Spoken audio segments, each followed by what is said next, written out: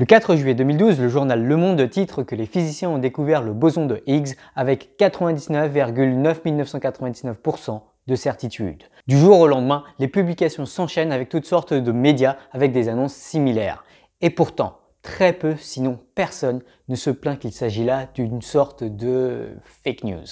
Ou du moins, la publication du CERN ne dit pas qu'ils ont une certitude de 99,9999%. Oui, parce que la vraisemblance des données n'est pas la crédence de la théorie. Alors, je ne dis absolument pas ça pour critiquer les journalistes du Monde. L'erreur dont on parle ici n'est pas une erreur que commettent seulement des ignares incompétents. Pas du tout. Confondre la p-value, c'est-à-dire en gros le chiffre 99,9999% et la certitude qu'on a en une conclusion suite à une étude par p-value est une erreur extrêmement commune, que ce soit chez les zététiciens, les scientifiques ou les mathématiciens. Par exemple, à titre personnel, je peux vous garantir qu'au moment où je suis devenu docteur en mathématiques appliquées, ce qui est quand même ultra proche des statistiques, et alors qu'il y avait des probabilités à tout va dans ma thèse et que j'avais alors eu déjà l'occasion d'enseigner un cours de statistiques, je peux vous garantir qu'à ce moment-là, j'avais une compréhension très bancale de cette fameuse p-value et de ce que ça signifie que d'avoir un résultat statistiquement significatif. Ne pas comprendre la p-value, ce n'est absolument pas un signe de stupidité. C'est juste que dans tous les cursus, de la maternelle au bac+8, la p-value n'est quasiment pas enseignée. Et même quand elle est enseignée, elle est parfois enseignée par des ignares incompétents. Et pourtant, il s'agit d'un objet au cœur de très nombreuses études scientifiques. C'est souvent cette p-value qui détermine la conclusion que les scientifiques tireront et si leur article sera accepté pour publication ou non. Je dirais même que la p-value est peut-être la plus grande révolution de l'histoire de la méthode scientifique et donc des sciences. Elle a permis à tout un tas de sciences, de la physique à la biologie en passant par la chimie, l'épidémiologie et la psychologie, de drastiquement gagner en rigueur, en fiabilité et en validité. Pour vraiment comprendre la méthode qu'appliquent les scientifiques d'aujourd'hui et le degré de validité de leurs conclusions, il faut absolument comprendre la p-value. Or, si vous n'avez pas pris le temps de vraiment méditer la p-value, il y a malheureusement un fort risque que vous la compreniez de travers et que vous fassiez un contresens. Non seulement vis-à-vis de la p-value, mais peut-être bien aussi vis-à-vis de la méthode des scientifiques. En tout cas, ce constat semble commencer à sérieusement irriter les statisticiens. Certains comme John Ioannidis, Valen Johnson, Tom Siegfried ou Regina Nuzzo ont critiqué ouvertement la p-value à partir de 2005. Et petit à petit, les critiques individuelles se sont transformées en critiques collectives via une annonce par exemple de l'Association américaine de statistiques ou via une publication co-signée par 800 chercheurs dans Nature il y a quelques mois. Aujourd'hui donc, on va essayer de clarifier la plus grande confusion des sciences. On va essayer d'expliquer ce que la p-value est vraiment. Pour comprendre la p-value, il est utile de faire un pas en arrière et de parler avant cela de la méthode scientifique décrite par le philosophe Karl Popper. En 1934, agacé par certaines théories qu'il considère pseudo-scientifiques, Popper introduit un critère de démarcation entre les sciences et les pas-sciences, qu'on a aussi tendance à appeler les pseudosciences. Et Popper remarque alors que de nombreuses pseudosciences auxquelles il pense ont la propriété de ne pas être réfutables, c'est-à-dire qu'il ne semble pas possible de concevoir une expérience dont les résultats pourraient permettre de rejeter la théorie pseudo-scientifique. Voilà qui amène Popper à introduire le critère de réfutabilité.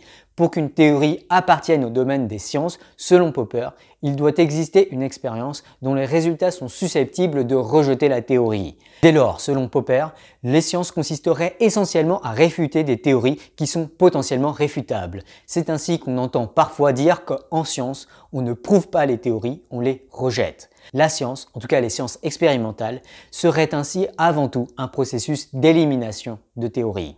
Ce principe de science par réfutation a depuis envahi les sciences. Il est ainsi devenu standard pour un scientifique de commencer une étude par l'énonciation d'une théorie à réfuter. Cette théorie, ou hypothèse, je ne fais pas trop la différence ici, est souvent appelée hypothèse nulle et elle est souvent notée H0. Mais pour rester conforme avec les notations des épisodes précédents, je vais l'appeler T pour théorie attestée.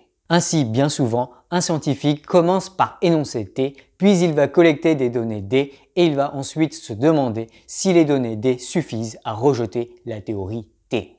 Alors, de prime abord, on pourrait se dire qu'il suffit que les données D soient incompatibles avec la théorie T pour rejeter la théorie T. Cependant, en pratique, il faut bien tenir compte du fait que les données D sont les résultats de plein de perturbations statistiques difficilement contrôlables, comme les erreurs de mesure ou les aléas d'un échantillonnage. pour déterminer quand rejeter la théorie T autour des années 1920, et donc en fait avant Popper, le statisticien Ronald Fisher proposa de rejeter T quand les données étaient hautement improbables dans un monde où T est vrai. Autrement dit, la question que Fisher propose de se poser est la suivante. Admettons temporairement T. Les données D sont-elles raisonnables sous T ou sont-elles si improbables selon T qu'il est donc déraisonnable d'admettre T? Lorsque l'étude statistique conclut que les données D sont hautement improbables selon la théorie T, Fisher propose alors de rejeter T. Dit de façon équivalente, Fisher propose la réfutation des théories qui prédisent très mal les données collectées D. C'est pour formaliser ce principe que Fisher introduit la p-value. Dans l'idée donc, la p-value est la vraisemblance des données D en supposant la théorie T vraie. Alors en fait ça pose un petit problème technique qui vient du fait que si D est un nombre à 6 chiffres, alors toute valeur exacte de D est en fait peu probable selon T. T va typiquement davantage prédire que D a de bonnes chances d'être entre disons -1 et 1, mais T va aussi souvent ajouter que D ne sera probablement pas exactement 0,131 531 plus ou moins 0,000001. En fait, bien souvent, toute donnée D est hautement improbable. Pour contourner cette difficulté purement technique, Fisher note que la distribution des données D va souvent ressembler à une espèce de courbe en cloche. Et du coup, l'idée de Fisher, c'est que la donnée D pourra être considérée compatible avec la théorie T si D est au milieu de la courbe en cloche prédite par T. A l'inverse, on pourra rejeter la théorie T si les données D se trouvent très à gauche ou très à droite dans ce que l'on appelle souvent la queue de distribution. Pour formaliser ce principe, Fisher propose d'associer à toute donnée D l'ensemble des rondes des données plus extrêmes que D. Autrement dit, si la théorie T prédit une courbe en cloche centrée sur 0, et si D est égal à 1,4, alors D ronde sera l'ensemble des données à droite de D. Et parfois, certaines analyses incluent aussi l'autre côté de la courbe, c'est-à-dire les points à gauche de -1,4. En tout cas, pour aujourd'hui, je vous propose d'étudier ce second cas. Fisher propose alors de considérer que la donnée D est hautement improbable si la probabilité des valeurs plus extrêmes que D en supposant T vrai est très faible. C'est cette probabilité, cette vraisemblance des données plus incompatibles avec T que la donnée observée sachant T, que l'on appelle souvent la p-value. Et selon Fisher, quand cette p-value est très faible, typiquement si elle est inférieure à 5% ou à 1%, ou en physique des particules on utilise souvent quelque chose qui est à peu près 0,00001%, si la p-value est inférieure à ce seuil, alors on peut rejeter la théorie T. Selon Fisher donc, l'invraisemblance des données suffit à rejeter la crédence de la théorie. Dès lors, on dit que les résultats sont statistiquement significatifs. Un résultat statistiquement significatif, c'est donc un rejet d'une théorie T par une p-value inférieure à un seuil donné. Alors, la définition de la p-value en tant que vraisemblance des données plus incompatibles avec T que les données observées D en supposant T vrai a de quoi faire quelques nœuds au cerveau. Et oui, j'ai même envie de dire que si ça ne vous fait pas des nœuds au cerveau, c'est que vous ne la comprenez peut-être pas. Par exemple, dans le cas du boson de Higgs, plutôt que de dire que les physiciens ont 99,9999% de certitude en la découverte du boson de Higgs, ce qui encore une fois est très faux, il faudrait dire que si l'on suppose l'absence du boson de Higgs, alors la vraisemblance des données plus incompatibles avec l'absence du boson de Higgs que les données observées par le CERN est inférieure à 0,00001%.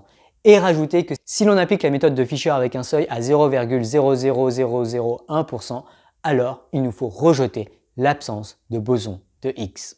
Sauf que tout ça, c'est compliqué à expliquer. Du coup, les scientifiques, et souvent les statisticiens et les journalistes, ont tendance à davantage dire que l'existence du boson de Higgs a été prouvée de manière statistiquement significative. Et ça, cette expression-là, elle fait grimacer certains statisticiens. Notamment qu'un résultat statistiquement significatif n'est pas nécessairement un résultat statistiquement bouleversant, dans la mesure où il permet de rejeter T, mais il pourrait très bien coller parfaitement avec une théorie T' très proche de T. On y reviendra, mais spoiler alert, l'idée de statistiquement significatif, c'est très problématique. Ceci dit, pour un bayésien, la p-value reste une quantité très pertinente à connaître puisque c'est une espèce de vraisemblance des données et que la vraisemblance des données fait partie de la formule de Bayes. En fait, historiquement, l'introduction de la p-value par Fisher a vraiment été une révolution formidable dans l'histoire des sciences et en particulier de la méthode scientifique. C'est peut-être même la plus grande avancée de l'histoire des sciences et je trouve ça dommage qu'elle ne soit pas aussi célébrée que, disons, la mécanique newtonienne. Autrement dit, si vous n'avez jamais médité le rôle de la p-value, alors vous sous-estimez très probablement son rôle crucial dans la validité des études scientifiques. Cependant, à l'inverse, si vous utilisez au quotidien la p-value sans avoir longuement réfléchi à sa validité épistémologique, alors à en croire les statisticiens qui en parlent, vous surestimez très probablement l'importance de la p-value. En particulier, pour un bayésien, il est très important d'également insister sur le fait que la vraisemblance des données selon une théorie ne nous dit pas tout de la crédence de la théorie. Ce n'est qu'un composant de la formule de Bayes parmi d'autres. Et du coup, la vraisemblance des données n'est pas la crédence de la théorie.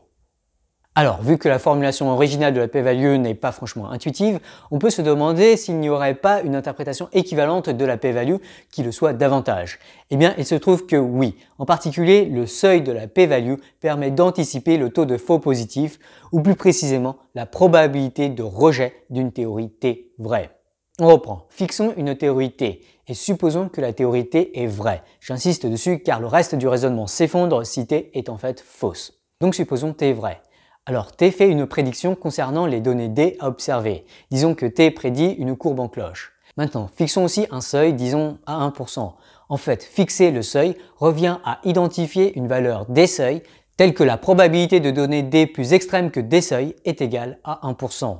Et on peut alors remarquer qu'une donnée D rejettera la théorie T si et seulement si son D ronde associé représente une probabilité inférieure à 1%, ce qui arrivera si et seulement si D est plus extrême que des seuils. Autrement dit, une donnée D conduira au rejet de T si et seulement si D est plus extrême que des seuils. Or, par définition de des seuils, en supposant T vrai, la probabilité d'une donnée D plus extrême que des seuils est égale au seuil, c'est-à-dire à 1%. Ainsi, sachant T vrai, la probabilité d'avoir une donnée D qui rejette T avec un seuil à 1% est égale à 1%. Voilà ce qu'on pourrait appeler le théorème fondamental de la p-value. Il dit que si T est vrai, alors le seuil de la p-value est égal à la probabilité de rejeter T à tort. Le seuil de la p-value est la probabilité, sachant T vrai, de rejeter T. En particulier, si la science ne s'amusait à tester que des théories vraies avec un seuil de 1%, alors 1% des conclusions des études scientifiques seraient erronées. Voilà une interprétation correcte de la p-value. Cependant, cette interprétation n'est pas franchement applicable en pratique. Oui, parce que si on savait que la science ne testait que des théories vraies, alors on n'aurait pas besoin de tester ces théories. On pourrait tout simplement les accepter. En pratique, la science teste également souvent des théories fausses. Or, la p-value n'offre aucune garantie de rejet de théories fausses, ni de garantie sur la non-réfutation de théories fausses. De plus, cette interprétation concerne les conclusions des études scientifiques. Or, en pratique, parce que le nombre des études scientifiques est devenu faramineux, il est illusoire d'espérer toutes les lire. En pratique, il y a nécessairement une sélection de certaines études scientifiques qui conduit naturellement à un biais de sélection.